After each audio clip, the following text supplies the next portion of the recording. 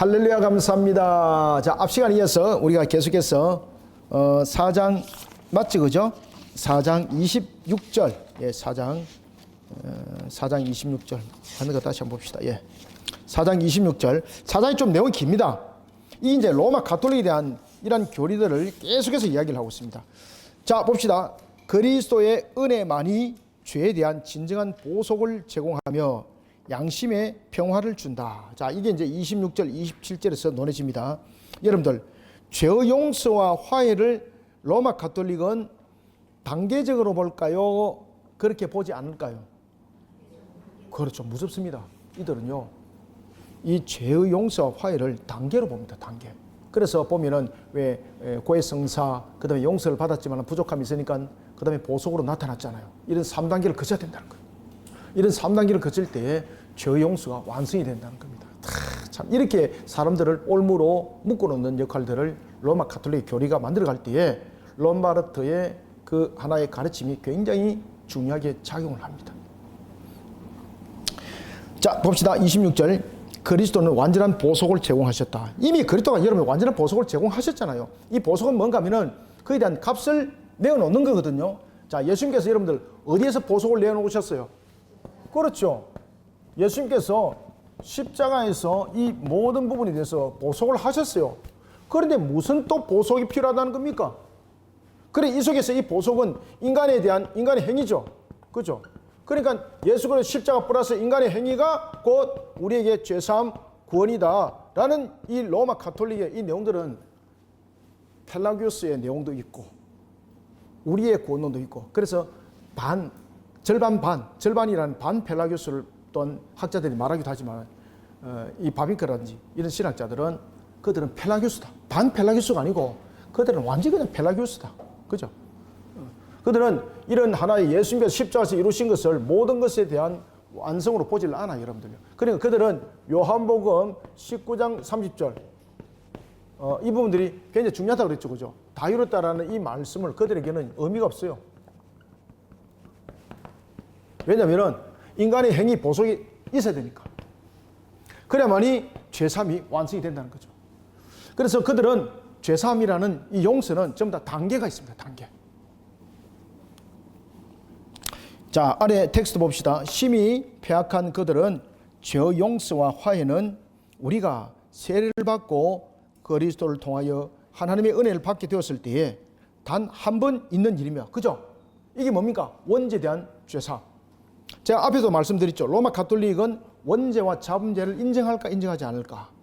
나중에 제가 28절에서 말씀드릴게요. 이들은요 진짜 교묘합니다.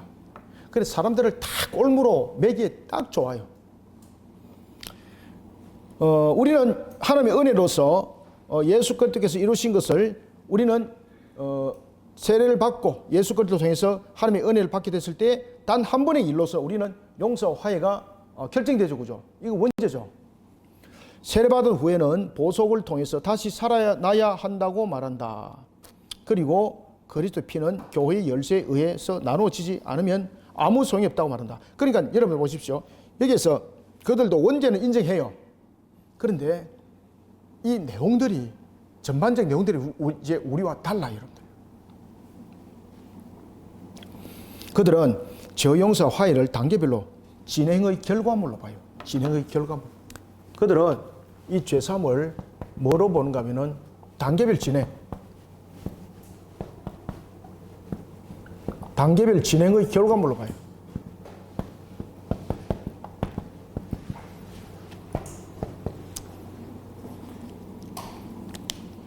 자, 밑에 줄. 곧 세례에서 죄에 대한 모든 현세적 징벌이 완화되지만 세례 후에는 회개의 도움으로 더욱 경감된다. 그리고 그리스도 십자가와 우리의 회개가 합력하게 된다고 한다. 그래, 이들은 완화되지만은 또 문제가 남아 있어요. 그러면서 또 경감되고, 그러면서 또 협력을 통해서 이 문제들은 해결되고. 그러면 우리의 견해는 어떤 것인가? 53쪽 넘어갑니다. 그리스도께서 죄를 없게 하시고 다른 사람이 없게 하는 것이 아니다. 즉 그리스도께서만 이 하나님의 어린 양이시므로 그는 죄를 위한 유일한 제물이시며 또한 유일한 화목의 제물이시며 유일한 보속물이시다. 자, 예수님은 이 보속물로서 자신을 드렸죠. 어디서?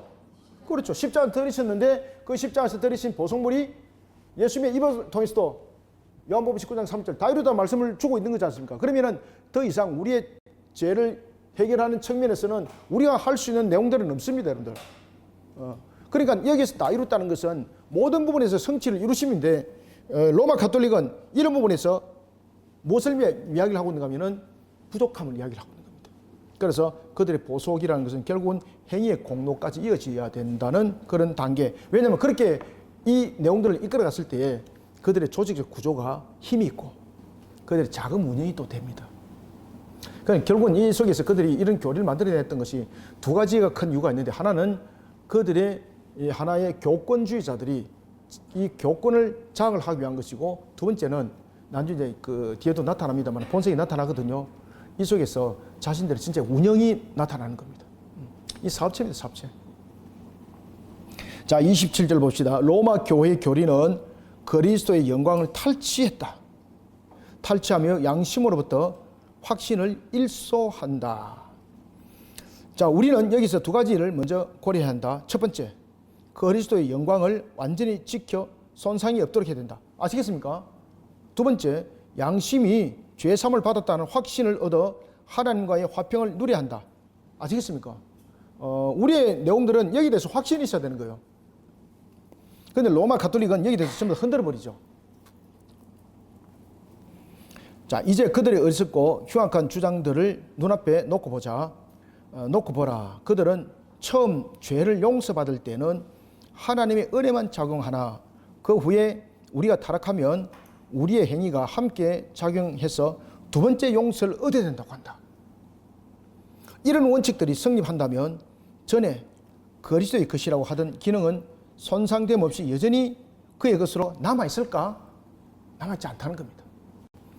여러분들, 이들의 원죄도 자문제를 분명히 구분합니다. 그런데 이들의 원죄는 세례를 통해서 원죄가 해결되는 겁니다. 그 다음에 자문제는 이 부분들을 또 나눕니다. 무엇으로? 대죄와 소죄로 나눕니다. 자, 이제 뒤에서 이제 그 이야기가 주어집니다. 일단은 이야기를 한번 들어보시고 우리가 대죄, 소죄를 이야기를 합시다.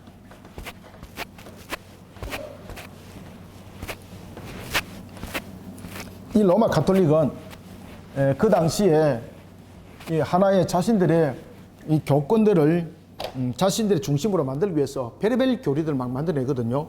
특히 그 가운데서 보면은 이 칼빈은 우리가 그리스도의 피를 통해서 죄사함을 받았죠, 그죠?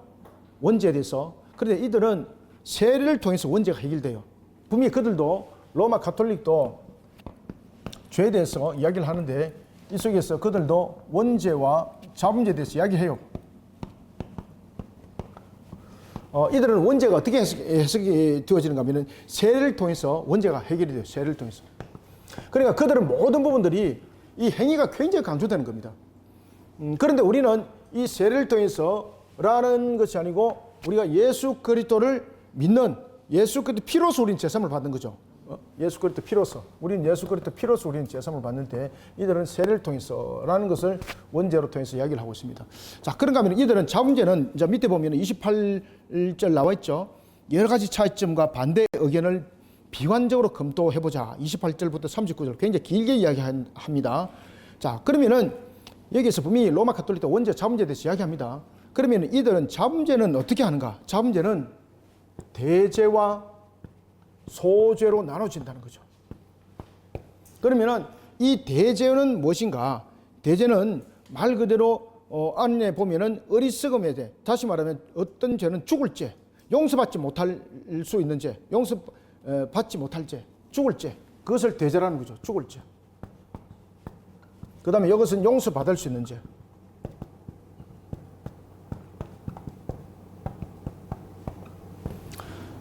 그러면서 여기서 대죄를 어떻게 그들은 또 해석하고 있는가 하면 하나님의 은총을 잃어버리게 하는 중대한 죄. 아시겠습니까? 하나님의 은총을 잃어버리게 하는 중대한 죄. 하나님의 은총을 잃어버리게 하는 중죄. 그럼 이건 해결할 수 없는가? 이것도 여러분들 전부 다 나중에 무엇으로 해결합니까? 그래서 보석으로 행위를, 이 대제는 보석의 값이 더 많습니다. 아까 전에 노는 시간에 전도사님이 혹시나 이 형벌 체계 법이 이런 부분들은 이런 행위는 어떤 행위를 하라, 이게 법으로 정해진 것이 있느냐, 법으로 정해진 것은 없고요. 그래서 이들은 그런 부분에서 어떤 일반적으로 자신들이 보편적으로 해왔던 그런 관리들이 있습니다. 그 속에서 그 자신들이 그 행하는 것을, 그 값을 전부 다 지불하는 단계들이 높이 측정되는 것을 우리가 볼 수가 있습니다. 자, 그리고 소재는 뭔가 하면은 하나님과 관계를 완전히 끊지는 않았지만은 영적으로 삶이 영적으로 삶을 약화시키는 죄. 영적으로 삶을 약화시키는 죄.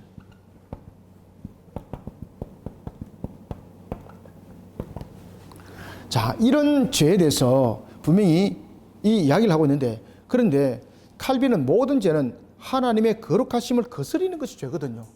그죠? 우리는 대죄와 소죄를 나누지 않습니다.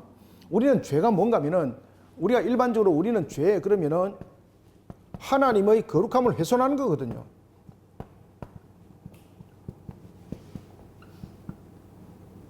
이자 맞나? 이건가요? 이것을 죄라 그러거든요. 그래서 모세와 아론도 여러분 잘 아시는 것처럼 모세와 아론이 머리바 사건 기억나죠? 가데스에서 있었던 머리바 사건. 르비딤에서 있었을 때는 하나님께서 명하라는 대로 명했지 않습니까? 그런데 가데스에서는 하나님께서 가데스에서는 머리바에서는 하나님이 지팡이로 치라 그랬죠, 그죠? 그래서 지팡이로 쳤죠. 그런데 가데스에서는 하나님께서 명하라 그랬죠. 근데 그들이 경험을 살려서 명한 것이 아니고 지팡이로 쳤잖아요. 그때 하나님께서 그들의 죄목을 무엇이라 말했습니까? 너희들이 나의 거룩을 훼손하였으므로 라는 것입니다. 우리가 하나님의 뜻을 거역하는 것을 전부 다 거룩의 훼손이라고 말하는 거예요. 하나님께서 명령하신 것인데 그 명령을 거꾸로 행했잖아요. 그건 거룩을 전부 다 훼손하는 거예요. 그러니까 이 거룩이라는 것은 굉장히 범위가 굉장히 넓은 거죠. 자, 따라서 우리는 이 죄는 하나님의 거룩을 훼손하는 거예요. 그런데 이들은 대죄와 소죄를 이렇게 나누는 거죠. 영적 삶을 약화시키는 죄. 그 다음에 대죄는 죽을 죄인데 하나님의 은총을 잃어버리게 하는 죄. 이런 부분에서 그러면 이것을 어떻게 해결할 수 있는가? 여기서 이제 나중에 면죄부가 집중적으로 이제 등장하기 시작합니다. 자, 봅시다. 자, 28절 소죄와 대죄. 그들은 한 도피 수단으로서 어떤 죄는 용서받을 수 있는, 즉 소죄로, 어떤 죄는 죽을 죄라는 대죄로 어리석은 구별을 한다. 대죄를 위해서는 무거운 보석이 필요하고 소죄는 더 쉬운 수단으로 뭐만 하면 된다. 주기도와 거룩한 물을 뿌리는 것과 미사에서 받는 사면으로 속한다고 말한다. 그러니까 이게 이제 대죄 같은 경우는 값을 더 많이 된다. 값을 더 많이 올려서 지급해야 된다는 것이죠. 그럼 이 대죄를 해결하기 위해서는 어떤 일들이 일어나겠습니까? 막 물질로서 섬기고 막 이런 일들이 더 큰 행위가 일어나야 되겠죠. 그죠? 그러니까 소재는 그냥 여기서 주기도 또는 거룩한 물을 뿌리는 거, 미사, 그걸 통해 사면 받는다.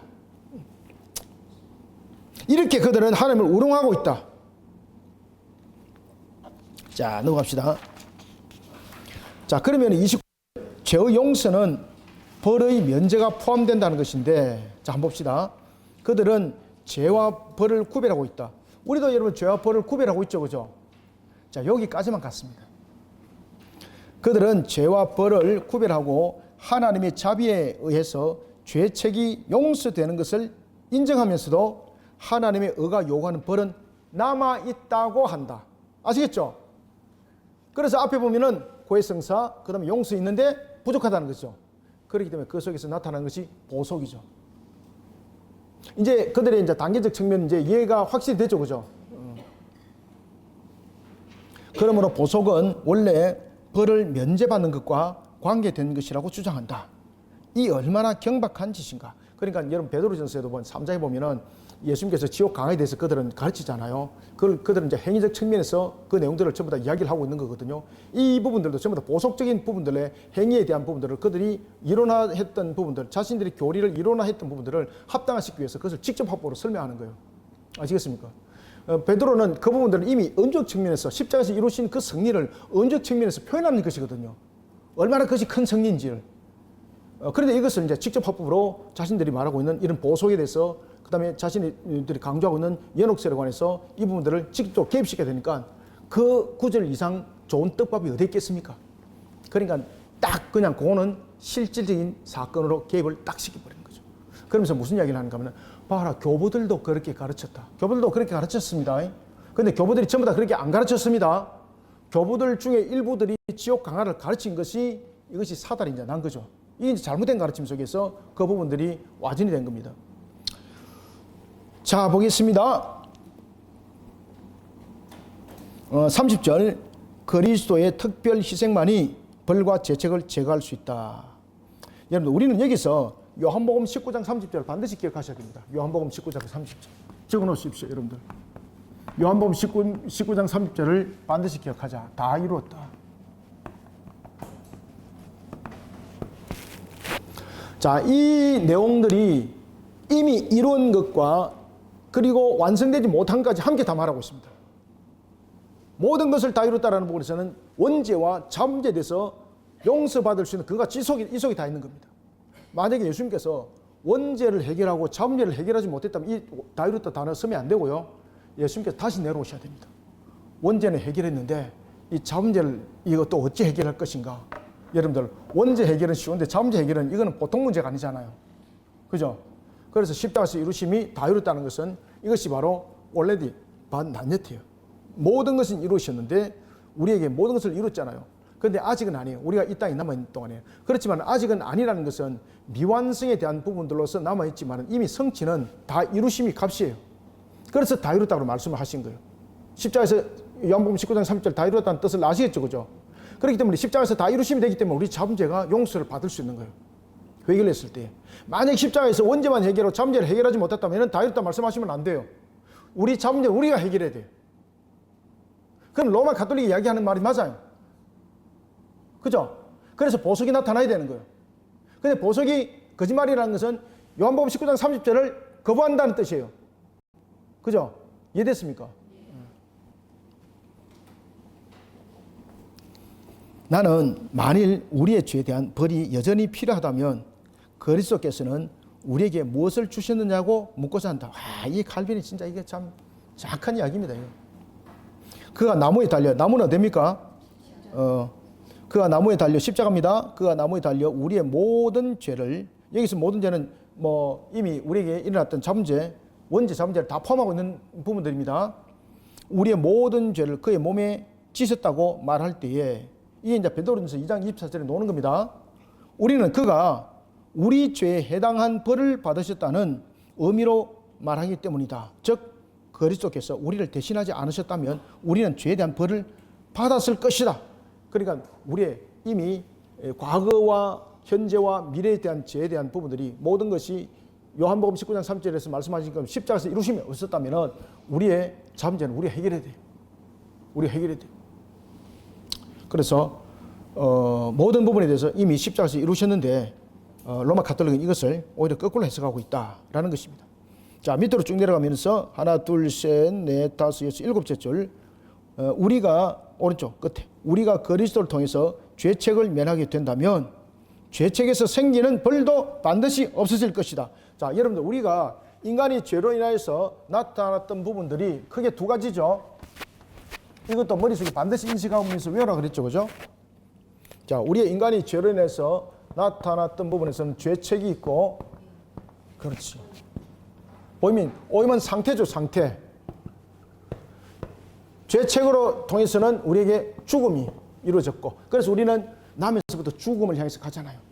그 다음에 이 오임으로 인해서 우리가 전적 부패, 그렇죠. 전적 부패, 전적 타락, 전적 무지 속에 우리가 이르게 된 것이죠. 이게 우리가 영적 허감이 우리를 가릴 수밖에 없는 것은 전적 부패, 전적 타락, 전적 무지 속에 있는 것인데, 이 무지라는 것은 우리가 하나님께서 열어주지 않으면 알지 못하는 거죠. 이 무지는 우리가 가지고 있는 지식, 지혜가 아닙니다. 하나님께서 열어주지 않으면 우리는 하나님을 알 수 없죠. 그죠? 그래서 우리는 이런 전적 무지와 전적 타락, 전적 부패를 해결할 수 있는 것은 오직 예수 그리스도께서 오셔서 이 모든 것을 이루심으로써 이 부분들이 성립이 된 거죠. 그래서 오늘도 이야기를 하는 거예요. 그리스도를 통해서 죄책을 면하게 된다면 죄책에서 생기는 벌도 반드시 없어질 것이다. 그죠? 그러니까 이 부분들이 전부 다 예수 그리스도의 통해서 일어났는데, 그런데 여기서 무슨 우리의 또 보석이 있어야 된다 이 말이냐? 그러면은 우리의 보석이 더 필요하다는 것은 지금 주님께서 십자가에서 이루신 거 여기에서 지금 이것이 예를 들면 90%라고 말한다면은 10%는 우리가 해야 된다. 이거 똑같은 건 아니냐고 이게 로마 가톨릭입니다, 여러분들요. 그래서 로마 가톨릭이 펠라기우스라는 말이 틀리질 않아요. 자, 보겠습니다. 자, 31절. 자, 그릇된 핵심을 폭로한다. 하나님의 심판에는 형벌적인 것과 교정적인 것이 있다고 말하는데, 여러분들 맞죠? 하나님의 심판에는 형벌적인 것이 있고 교정적인 것이 있습니다. 이것도 잘 구별하셔야 돼요. 이스라엘 백성들이 하나님 앞에 심판을 받았나요, 안 받았나요? 우리가 BC 722년의 사건과 BC 586년의 사건을 심판이라고 말하나요? 심판이 아니라고 말하나요? 심판이죠. 그러면은 신자와 불신자에게 심판이라는 단어가 동일하게 지금 적용이 돼요. 그럼 도대체 이게 뭔가? 그죠? 그런데 이 심판이 두 가지 형태를 가지고 있어요. 심판이. 하나는 형벌적인 것, 하나는 교정적인 것. 형벌적, 교정적. 교정이라는 것은 이 잘못된 것을 수정하고 바꾸는 것을 교정이라고 말해요. 자, 형벌적이라는 것은 뭔가 하면은 이것이 보복의 심판이에요. 보복의 심판. 죄에 대한 보복이에요. 그죠? 이 형벌적 심판은 보복적 심판이에요. 보복적. 이 보복적이라는 것은 그의 죄에 따른 부분들, 이런 부분에 대해서 이것을 보복적이라고 말하는 거예요. 자, 그러면은 이 형벌적인 것은 보복적이라고 말한다면은, 보복의 심판이라고 말한다면은, 그러면은 이 교정적인 것은 무엇인가 하면 징계의 심판이에요. 징계의 심판.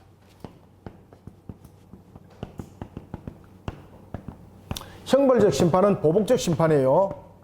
그죠? 그러면은 이 형벌적 심판과 교정적 심판이 나누어지는데 누구에게 이런 일들이 나는가? 보복적 심판은 불신자입니다. 교정적 심판은 신자입니다. 신자. 하나님께서 택한 자. 하나님께서 자녀 삼은 자. 이 부분들을 우리가 신자라고 말하죠. 자, 이와 같이 형벌적 심판과 교정적 심판은 둘로 크게 신자와 불신자 부분들로 나눠지고, 형벌적 심판은 보복적 심판이고, 교정적 심판은 징계에 대한 심판이에요. 이 징계는 무엇을 요구하기 위해서 심판을 주나요? 회개. 회개를 이끌어내기 위해서. 그 다음에는 보복적 심판은 무엇으로서 이들에게 응답을 주나요? 바로 멸망입니다. 멸망. 이거는 완전히 값입니다. 멸망. 자, 이런 하나의 형벌적 심판과 교정적 심판이 일어났던 사건을 우리가 역사 속에서 큰 사건을 봅시다. 자, 교정적 사건의 대표적인 것은 우리가 이스라엘 역사에 있어서 앞에도 말씀드렸던 BC 722년의 이스라엘의 멸망 사건. 그죠? 그 다음에 두 번째, BC 586년에 예루살렘 성이 멸함을 당했죠. 그런데 이것은 값으로서 완전히 패망에 이르는 것이 아니고 징계를 통해서 그들을 회개시키기 위한 하나의 도구로서의 교정적 역할이 감당되시는 겁니다. 자, 그런데 이런 보복적 심판의 한 예는 우리가 역사 속에서 보면은 아수르에 대한 심판, 아수르의 멸망, 그 다음에는 바벨론에 관한 멸망. 자, 이런 부분들은 하나의 형벌적 심판의 하나의 대표적인 사건이에요, 이게.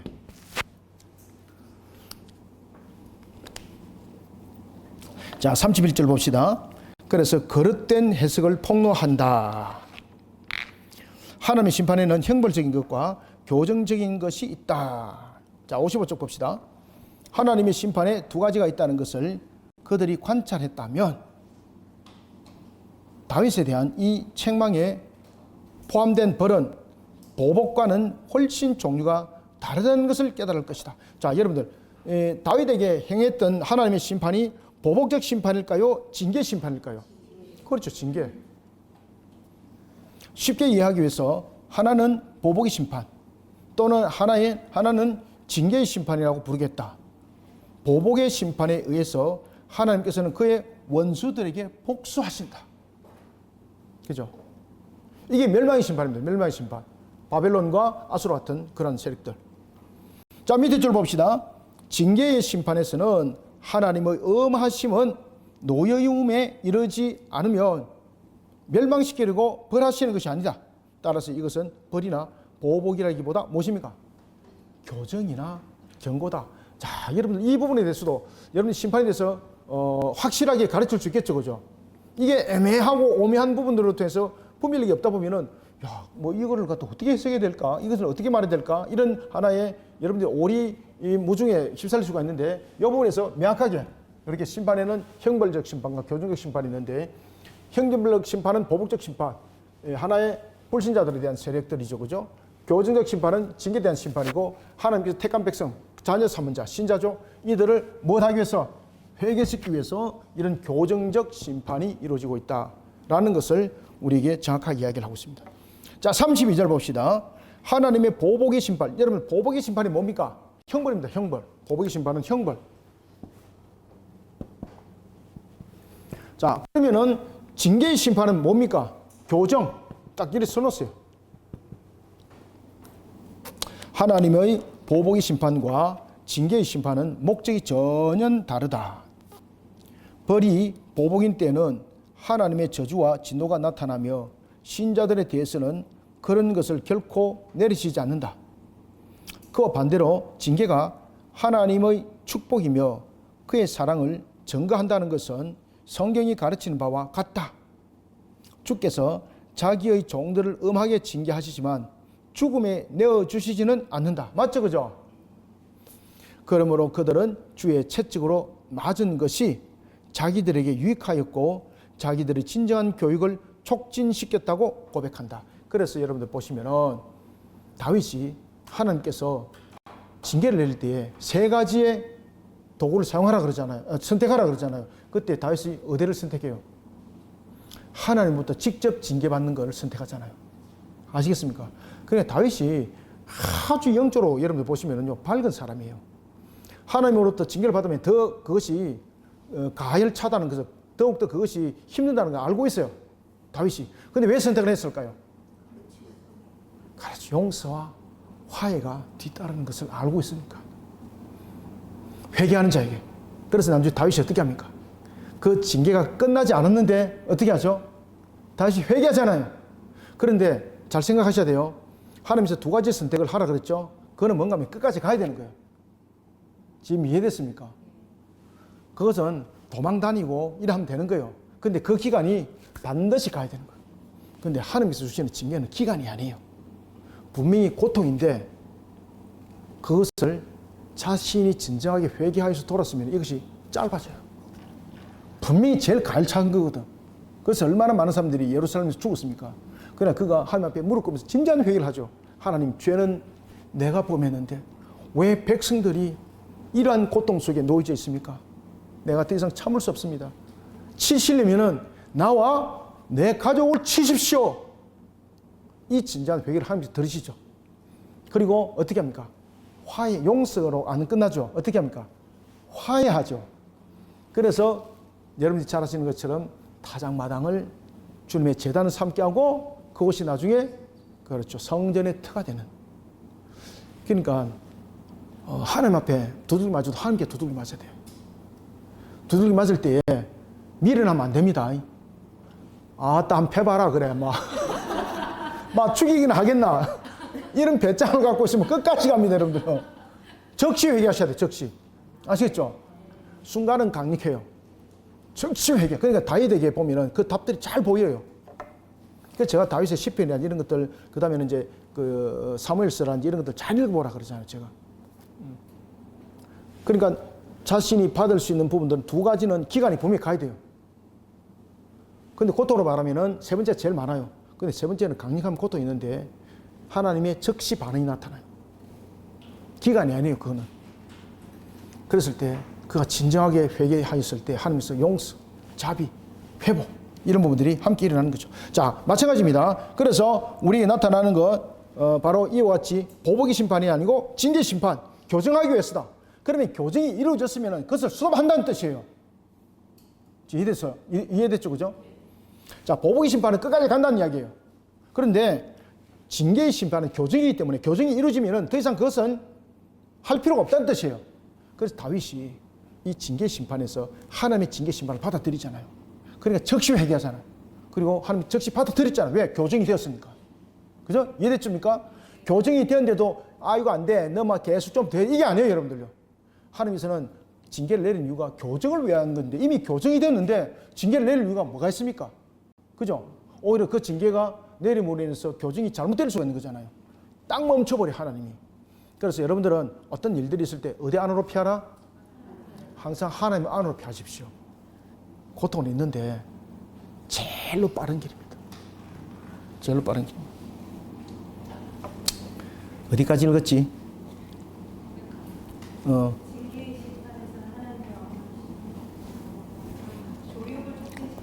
오케이. 교육을 촉진시킨다고 고백한다. 그 밑에 그러나 하나님께서는 신자들을 조금만 엄격하게 벌하며 찔리시는 것이 아니라 때로는 상처를 입히심으로 그를 자신은 지옥의 벌과 거의 다름이 없는 것 같이 느낀다. 그런데 이것이 교정을 위해서입니다. 자, 그 다음에 밑에 줄 오른쪽 끝에 간절한 마음으로 속히 용서를 비는 것이 합당한 것을 증가하신다. 그런 일이 있을 때 어떻게 하라고요? 속히 용서 구해라. 속히. 배짱 부리지 마라. 좋다 하면 해봅시다. 이렇게 아니다. 속히. 그래서 여기 칼빈이 그 말을 하잖아요. 속히 용서를 빌어라. 속히 용서를 빌어라. 이것이 합당하다. 그러나 동시에 하나님께서는 이 사실에서 진노보다 자비를 더욱 분명히 증가하신다. 하나님은 기다려요. 속히 회개하고 무릎 꿇기를 기다려요. 하나님께서. 그러면은 왜 기다릴까요? 회복시켜 주려고. 그래서 용서를 안 끝나요. 아시겠습니까? 용서 뒤에 무엇이 함께 있나요? 자비 베푸심이 함께 있습니다. 이게 여러분들요, 우리 하나님이세요. 칼빈이 그걸 가르쳐주고 있습니다, 여러분들. 그래 로마 가톨릭은 엉뚱한 것을 가르쳐주고 있는데 그 속에 하나님의 역사가 있겠습니까? 없지. 목사님, 그래도 그들은 번성하던데요. 여러분들, 마귀의 세력과 악한 세력이 번성한 것은 잠시뿐입니다. 그들이 결국은 전부 다 바벨 안에 다 들어가잖아요. 그죠? 요한계시록 다 무너집니다. 한순간에 끝납니다, 여러분들. 염려하지 마시길 바랍니다. 하나님께서 그 원수를 갚아주십니다. 자, 이제 33절 봅시다. 33절 보고 39절까지 하고 잠깐 또 쉬고 그 다음에는 5장 하고 오늘은 마무리하겠습니다.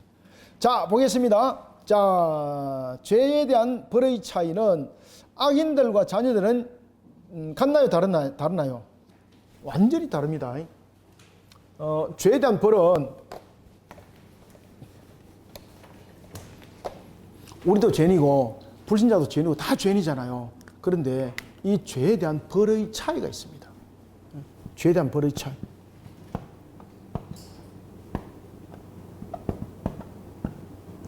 이 죄에 대한 벌의 차이는 신자와 불신자가 다릅니다. 악인들은 불신자죠. 악인들, 불신자. 그 다음에 하나님의 택한 백성들은 자녀들이라 그러죠. 그죠? 자녀들, 신자. 그러면은, 죄에 대한 벌에 대해서 악인들은 이것이 무엇입니까? 앞에도 이제 우리가 공부했죠. 바로 심판에 대한 벌입니다. 심판에 대한 벌. 심판에 대한 벌. 벌인데 다른 벌입니다. 악인들에 대한 것은 심판에 대한 벌입니다. 그런데 우리의 벌은 무엇일까요? 회개에 이르도록 교정하는 벌입니다. 회개에 이르도록 교정하는 벌. 앞에도 이미 이야기한 거 그냥 반복적으로 나타날 뿐입니다. 이거 참고하셔야 됩니다. 자, 33절로 봅시다. 보복의 심판은 벌하기 위한 것이며 징계의 심판은 개선하기 위한 것이다. 자, 다음에는 둘째 차이점을 보기로 하자. 악인들은 하나님의 채찍을 맞을 때에 하나님의 심판에 따라 이미 벌을 받기 시작했다고 할 수 있다. 밑에 줄. 그러나 자녀들이 지팡이로 맞는 거. 와, 우리도 지팡이로 맞죠, 그죠? 여러분들 그 회초리가 맞는 것이 아파요? 지팡이로 맞는 것이 아파요? 여러분들 지팡이로 맞아봤습니까? 아이고 성실하시네. 저 같은 사람 지팡이로 맞아보고 다 맞아봤습니다. 자, 그러나 자녀들이 지팡이로 맞는 것은 죄에 대한 벌을 하나님에게서 받기 위해서가 아니고 뭐 하기 위해서? 그렇죠. 회개에 이르도록 하기 위해서이다. 자, 셋째 줄 밑에 우리는 하나님의 자녀로서 하늘 아버지의 손으로 고통을 받는 일이 있지만 이것은 우리를 궁지에 빠뜨리기 위한 형벌이 아니다. 가르치기 위한 징계에 불과하다는 것이다. 그래서 우리의 징계 속에는요, 항상 하나님께서 용서와 은혜란 자비 베푸심이라는 은혜가 기다려지고 있어요, 여러분들요. 그런데 그것을 속히 이루라고 하는데 버티는 경향들이 많잖아요, 그죠? 왜 버티는 경향들이 생기죠? 자기 고집 속에 늘 사로잡혀서 그래요. 아시겠습니까? 즉시 일어나야 되는데 버티잖아요. 그게 왜 그런가 하면 못 깨닫아서 그렇거든요. 그러니까 이 고통에 깨닫게 또 하는 거예요. 그래서 우리가 보면은 회개하여 돌아오게 만드는 우리의 나팔장도 잘 기억하시기 바랍니다. 인의장에서 안 돌아오는 거예요. 그러니까 회초를 드는데 또 그냥 회초를 드니까 또 안 되잖아요. 그러니까 어떤 회초를 듭니까?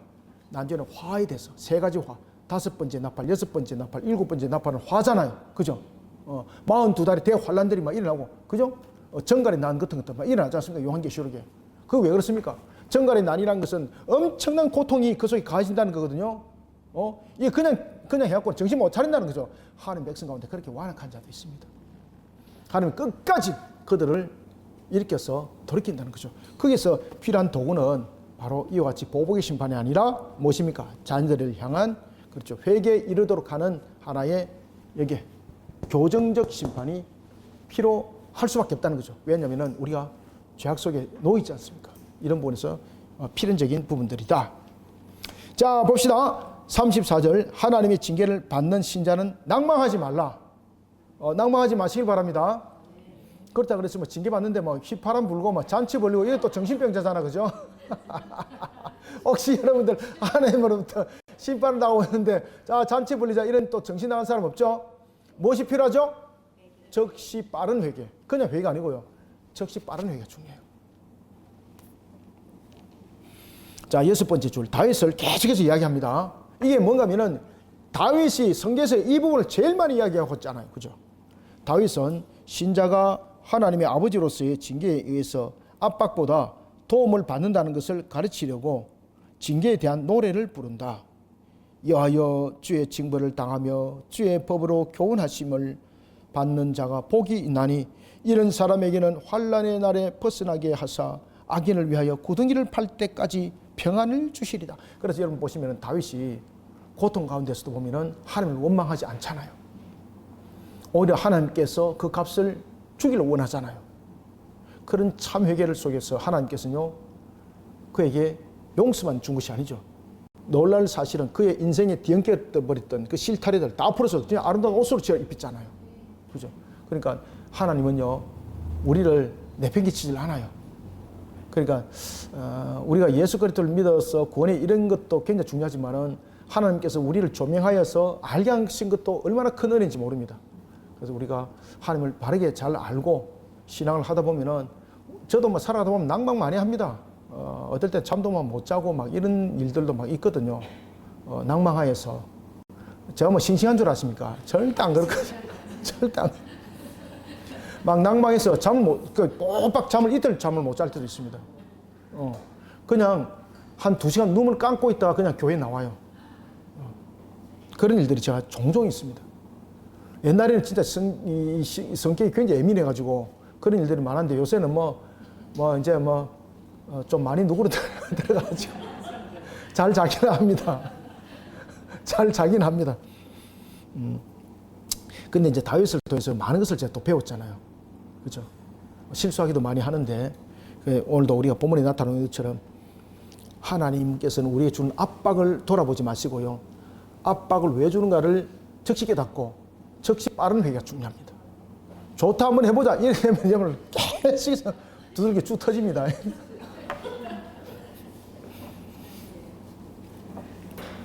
자, 57페이지 넘어갑시다. 자, 주께서 한 교정책으로서 무거운 전염병을 그의 백성에 보내신 것도 이렇게 보아야 한다. 이것은 다윗이 하나님의 뜻을 어기고 인구조사를 했기 때문이었다.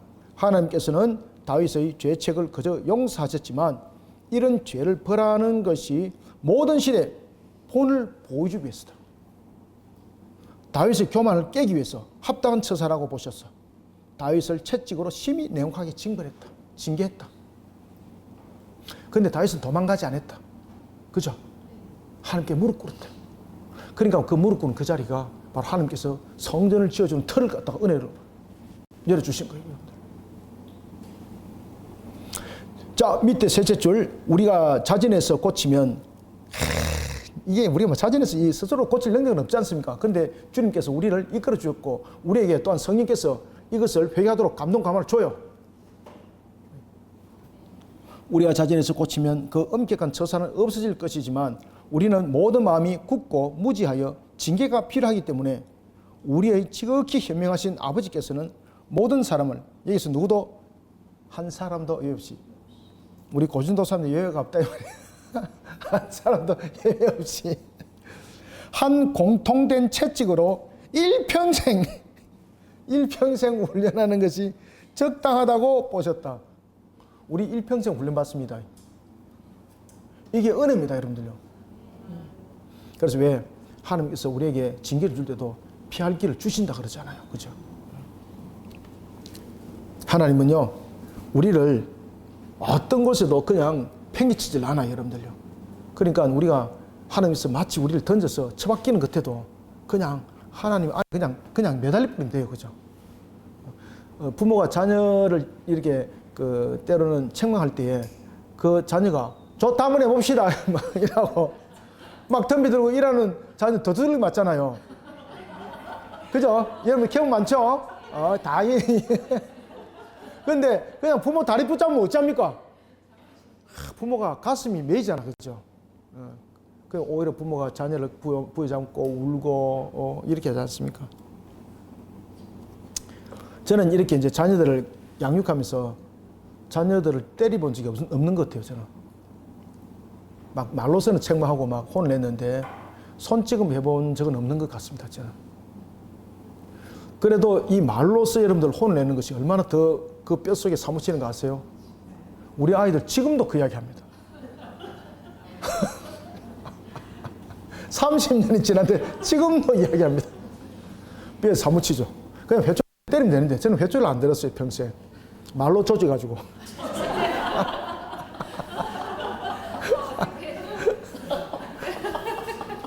그 뼈에 사무쳐요.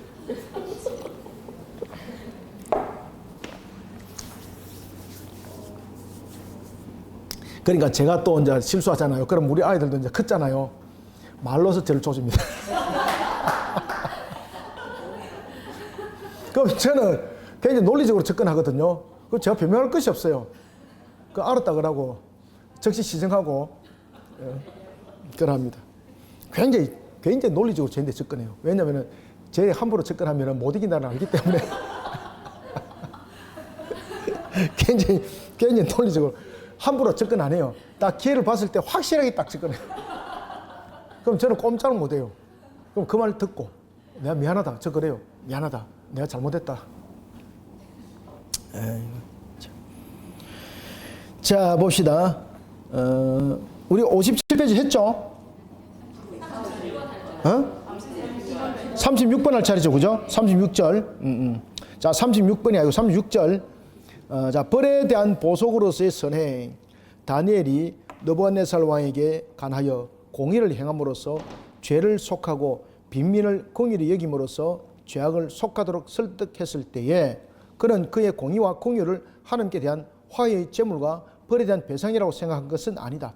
그러니까 이 부분들을 가지고 또한 로마 가톨릭은 봐라, 하나님께 배상을 내야 된다. 그런 보속을 이야기를 하고 있다. 그게 아닙니다, 여러분들요. 마땅한 합당한 부분에서 그런 행위를 하라는 것이었지 이것이 보속의 내용은 아니에요. 자, 봅시다. 그리스도의 피 외에 다른 몸값으로 하나님께서 우리에게 말한 사실 없죠. 자, 밑에 줄. 서로 미워하는 사람들은 서로 물고 빼앗고 비난하고 손해를 입히고 매사에 터집을 잡지만 서로 사랑하는 사람들은 서로 많은 일을 숨겨주며 보지 않은 채 하며 용서한다는 것이다.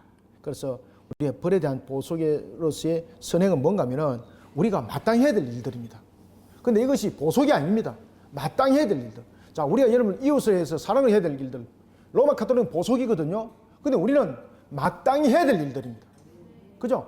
그래서 우리가 매년 12월 달에 우리가 사랑의 바제를 해가지고 이 지역을 섬기거든요. 그죠?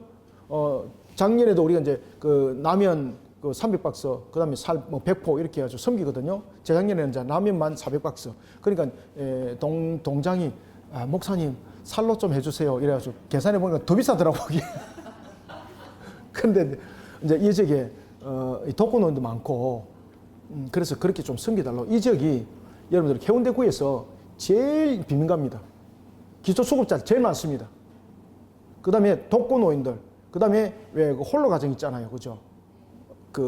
부모, 양부모 가는데 홀로 가정. 이런 가정들이 굉장히 많아요. 이 지역에. 그 다음에 다문화 가정도 많고. 우리 집 바로 밑에도 다문화, 우리 집 옆에도 바로 다문화, 우리 집 위에도 다문화. 옛날에는 보이질 않은데 요즘은 굉장히 많아요. 그런 그 부분들이 이 동네에 많습니다. 그러니까 이제 동장이 그때 우리가 이제 남인으로 처음에 이제 120박스인가부터 시작했거든요. 우리가 섬긴 지 7년 됐습니다. 7년.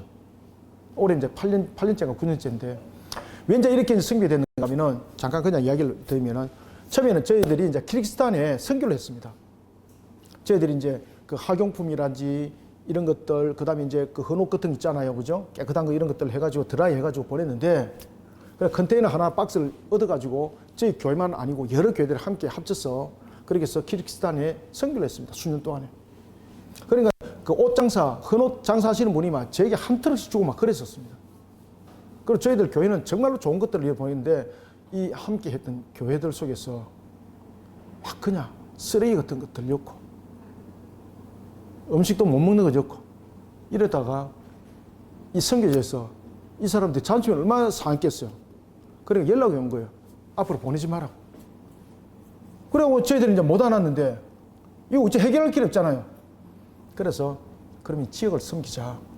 그래서 그렇게 추운 겨울에 그때 엄청 추웠거든요. 처음에 할 때 그냥 처음에 시작하니까 부끄럽기도 하고 부끄럽기도 준비된 게 없으니까 그때 헌옷밖에 없었으니까 부끄럽기도 하고 그래서 이제 전부 다 파는 금액을 가지고 하니까 라면이 120박스 나오더라고요. 근데 그것도 돈 모자라가지고 또 헌금 좀 그다가지고 그렇게 해서 이제 이 지역을 섬겼어요. 아무 조건 없이 그냥 하나님은 당신을 사랑하십니다. 이 스티커 딱 하나 붙이고 저한테 보내거든요. 그래 어떤 분이 한 분이 수소문을 듣고 우리 교회를 찾아온 거예요. 그러면서 고맙다고. 그리고 새벽기도에 이분이 이제 기초수급자라고 그러더라고. 그러면서 자기가 가지고 있는 학용품이 있는데 이거 교회에서 필요한 아이들한테 좀 나눠주십시오. 새벽기도 드리고 놔두고 그냥 가셨더라고요. 그래서 그것을 또 아이들에게 나눠주게 됐습니다. 그러면서 우리가 이거를 우리가 그냥 한 번의 행사로 끝내지 말고 우리가 연례 행사로 하자. 그러면서 이것이 커지기 시작했어요. 그러다 보니까 골목에 사람도 안 지나다니고 우리 교인들도 작잖아요. 그러니까 팔리니까 안 팔리잖아요. 그죠? 그러다 보니까 이제 하나님께 기도하다 보니까 그림도 등장하게 되었고 그 다음에는 또 기도하다 보니까 반차를 만들어서 이게 이제 히트 친 겁니다. 이게. 반차를 만들어갖고 막 아는 사람 모르는 사람 막 뛰넘기고 막 강매하고 막 근데 뛰넘기고 강매인데 먹었던 사람들이 와 맛있더라. 그래가지고 첫 해 거의 대완성을 이루고 그 다음 해에 가고 더 많이 팔고 그래가지고 우리가 이제 살 100포하고 남은 300박스를 우리가 섬겼거든요. 요번에는 이제 더 많이 섬기려고 기도하고 있습니다. 이번에도 이제 마찬가지로 반차를 만들어가지고 이제 뛰넘기고 이제 막 이런 거 할 건데 여러분이 주변에 좀 많이 좀 해주시기 바랍니다. 심지어 여러분들 옆에 이 미용실의 주인은 절간 다니시는 분이거든요. 근데 우리 교회 냉장고에 그때 반찬 파면 반찬이 널리 있다는 거 알거든요. 꺼내가지고 열심히 팔아줘요. 우리가 바자회 하잖아요. 열심히 섬겨요. 살도 막 우리가 막 기증하면 같이 또 동참하고 막 그렇게 해요. 그러니까 이 골목이 그냥 그런 유형들을 가져. 그러다 보니까 이제 구의원도 오게 되고 저희들 행사잖아요. 그러면 동에서 다 와요. 동장하고. 왜 그런가 하면 저희들 행사가 이 동에서 제일 큰 행사입니다. 교회는 제일 작은데 제일 큰 행사를 하고 있습니다. 그러니까 동장도 지나가다가 아이고 여기에 갔다가는 내가 깨내야 되겠다 이래 지나갔던 데인데 저희들이 이적을 제일 크게 섬겨요. 그것도 뭐 교회 오라는 조건도 아니고 작년 같은 경우도 근 한 1,000만 원 정도 저희들이 섬겼거든요. 그래서 작년에 우리가 한 배 정도를 섬기려고 지금 계획을 하고 있습니다. 목사님 이제 큰일 났겠네요. 그걸 어떻게 하죠? 여러분들 하나님은 가능케 한 줄 믿으시길 바랍니다. 그때도 이렇게 이제 섬길 때도 제가 이제 하나님 어떻게 하면 좋습니까? 새벽에 딱 기도하니까 그림을 딱 떠오르게 하는 거죠. 그래서 우리 교인 가운데서 화가 있었거든요. 그 집사님 요번에 그림 좀 한번 그려보자. 그래가지고 또 그 그림이 팔립니까? 안 팔리잖아요. 이제 아쉬운 분들한테 강매를 해가지고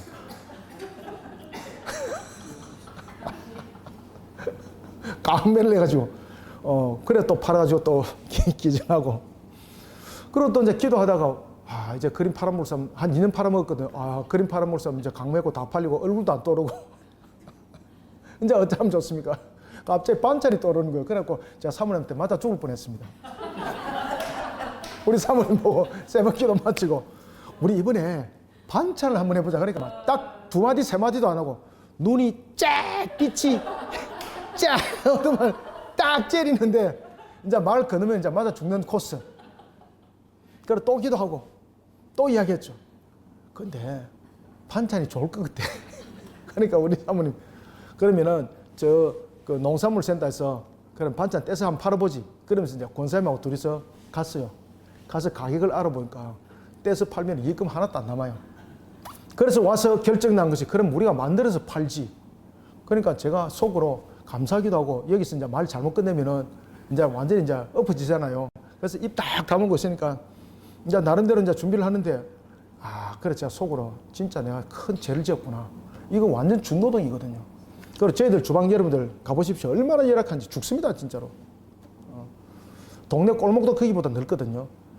정말로 열악한 환경 속에서 우리 이제 권사님하고 집사님하고 사모님하고 세 분이 이제 음식을 만들고 또 다른 분들이 또 도와주고 또 우리 김정수 집사님도 계시네. 엄청 성실한 분들이 또 이렇게 협력하고 이러면서 반찬이 진짜로 맛있어지고 또 정성이 가잖아요. 그러니까 첫 해, 둘째 해 그 반찬을 팔아가지고 우리가 많은 것을 섬겼거든요. 그 지금도 이제 기도 중에 있습니다. 하나님 반찬 외에 또 무엇이 있나요? 반찬 외에 무엇이 있나요? 처음에 제가 어떤 계획을 했는가 하면은 여기서 공연할 것을 계획했어요. 티켓 팔고. 예를 들면 이제 이 복음송 같은 거 좀 유명한 사람들 그 다음에 뭐 공연 같은 거 하고 이러면은 다른 사람한테 티켓을 파는 거예요. 10,000원씩 또는 뭐 20,000원씩. 그럼 여기 한 100명 오잖아. 그죠? 그럼 해결 딱 되는 거예요, 이게. 작년에도 그 꿈을 꿨었어요. 근데 수급이 안 됐어요, 사람들이. 공연하면 공연 티켓 팔면 되는 거잖아. 그죠? 그죠? 그러면 그분들 와서 또 공연만 보고 가는 것이 아니고 반찬 팔고. 와, 이거는. 그렇죠. 또랑 치고 가지 잡는 거. 그래서 제가 그 기도를 하고 있어요. 하나님, 이 공연이 이루어질 수 있도록 해주십시오. 근데 문제는 뭔가 하면 공연하는 분들이 유명한데, 그래서 제가 조수미를 가지고 기도했어요, 제가. 조수미. 작년에 조수미를 가지고 기도했어요. 그러니까 부산에 조수미가 오는 거예요. 하나님, 저 발길이 우리에게로 연락해 주십시오. 하나님, 저기 보면은 매니저가 제 핸드폰 제발 좀 전화하게 해주세요. 근데 전화 안 오더라고요. 근데 역사는 조수미가 아니고 다른 곳에서도 일어날 수 있잖아요. 그래서 올해는 공연을 한번 만들어 보려고 그래요. 공연을. 그래서 우리가 이번에 그 7월 26일 날 한번 테스트 해봤잖아요. 그죠? 모르시죠, 여러분들? 우리 뭡니까? 떼뿌리 있네. 천도 축제할 때 7월 26일 날 우리가 10시 반부터 우리가 예배를 드렸어요. 그때 이제 여기 이제 뭐 워십하고 그다음에 찬양하고 이렇게 한 것이 있거든요. 그런 것들을 좀 이렇게 퀄리티를 좀 높여서 이러면은 뭐 티켓을 한 10,000원, 20,000원 받을 수 있잖아, 그죠? 그러면은 여러 분들한테 한 100명 팔아도 되거든요. 100장 팔아도 안 되겠구나. 여기 한 100만 오시면 꽉 차니까. 어쨌든 간에 그렇게 하면은 공연에 대한 부분들도 생기고 이분들 그냥 가지는 않을 거잖아요. 그래서 여러분들이 그렇게 좀 많이 도와주시기 바랍니다. 그래서 이번에는 티켓을 발부하면은 여러분들이 티켓을 좀 많이 팔아주시기 바랍니다. 아이 큰일 났다. 진도한다. 유튜브 들으신 분들도 티켓을 팔아주시기 바랍니다. 네. 자, 몇 절이죠? 36절 다 했나요?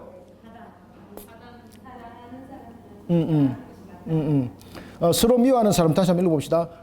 서로 미워하는 사람은 서로 물고 빼앗고 비난하고 손해를 입히고 매사에 터집을 잡지만 서로 사랑하는 사람들은 서로 많은 일을 숨겨주며 보지 않은 채 하며 용서한다는 것이다. 자, 밑에 오른쪽 줄. 하나님께서는 정직과 사랑의 실천을 기뻐하시는데 위선자들은 회개하지 않고 아무 소용도 없는 거짓된 예식을 하나님 앞에서 강행하는 것을 예언자들이 자주 비난하는 것과 같다.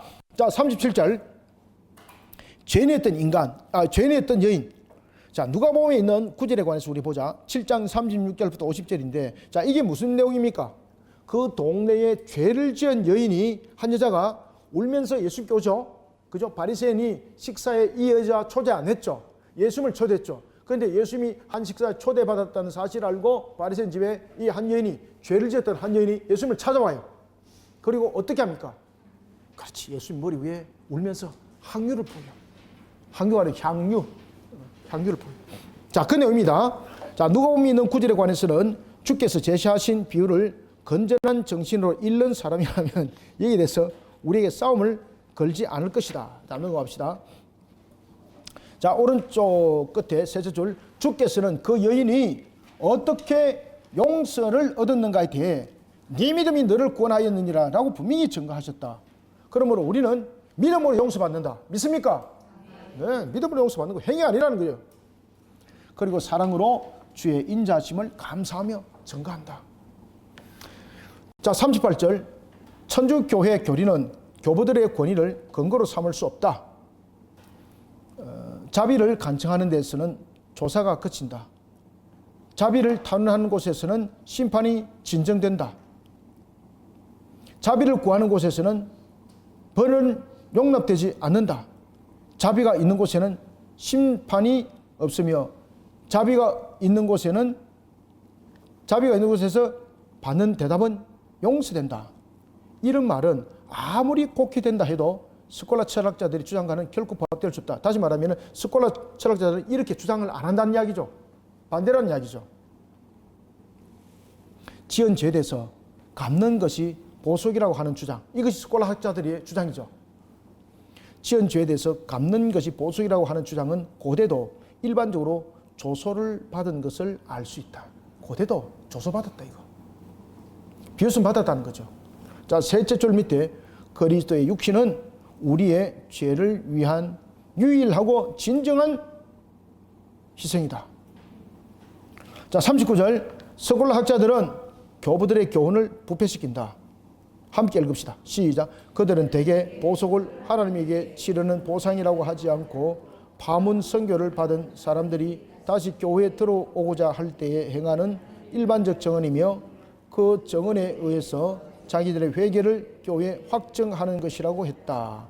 그들의 지도자인 롬바르트가 그의 편찬을 만들기 위해서 인용한 저술가들의 대부분의 저술은 수도성들의 무의미한 광적인 발언을 모은 것이고 이런 발언들이 암브로시우스, 제롬, 어스틴, 크리소스톰 등의 이름으로 유포되어 왔다. 저자를 어스틴이라고 하지만 다소의 학식이 있는 사람이라면 이 책을 그의 저술이라고 하지 않을 것이다.